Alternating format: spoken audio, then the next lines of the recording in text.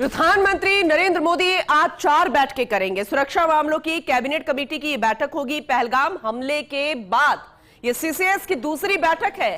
PM Modi की अध्यक्षता में सीसीएस की बैठक, राजनीतिक मामलों की कैबिनेट कमेटी की बैठक होगी, आर्थिक मामलों की कैबिनेट कमेटी की भी बैठक होगी और तीनों ही बैठकों के बाद केंद्रीय कैबिनेट की बैठक बेहद अहम मानी जा रही है, बेहद खास मानी जा रही है। और कल भी जब बैठक चल रही थी तो यह कहा जा रहा था कि बहुत कुछ खास होने वाला है या बहुत जल्द बहुत कुछ बड़ा हो सकता है, लेकिन राजनीतिक मामलों की कैबिनेट कमेटी की बैठक होगी और इसे बेहद अहम माना जा रहा है। कुल मिलाकर देखा जाए तो आज 4 बैठकें होंगी।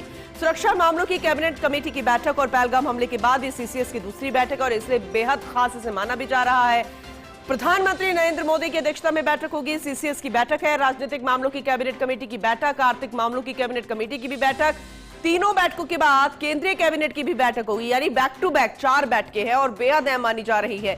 इसके अलावा कल आरएसएस प्रमुख से भी मिले थे, संघ प्रमुख से भी प्रधानमंत्री जब नरेंद्र मोदी की मुलाकात हुई थी तो भी कई मानों में उसे खास माना गया था। और आज सीसीएस की दूसरी बैठक पहलगाम आतंकी हमले के बाद, लेकिन 4 बैठकें बेहद महत्वपूर्ण मानी जा रही है। चाहे आर्थिक मामलों की कैबिनेट कमेटी की बात करें, राजनीतिक मामलों की कैबिनेट बैठक की बात करें या फिर तीनों ही बैठकों के बाद केंद्रीय कैबिनेट की बैठक की बात करें, तो प्रधानमंत्री नरेंद्र मोदी की अध्यक्षता में आज 4 बैठकें बेहद अहम मानी जा रही है क्योंकि महत्वपूर्ण फैसले लिए जा सकते हैं। और जिस तरह से तैयारियां की जा रही है, पहलगाम आतंकी हमला, उसके बाद किस तरह से मुस्तैद प्रधानमंत्री नरेंद्र मोदी नजर आ रहे हैं।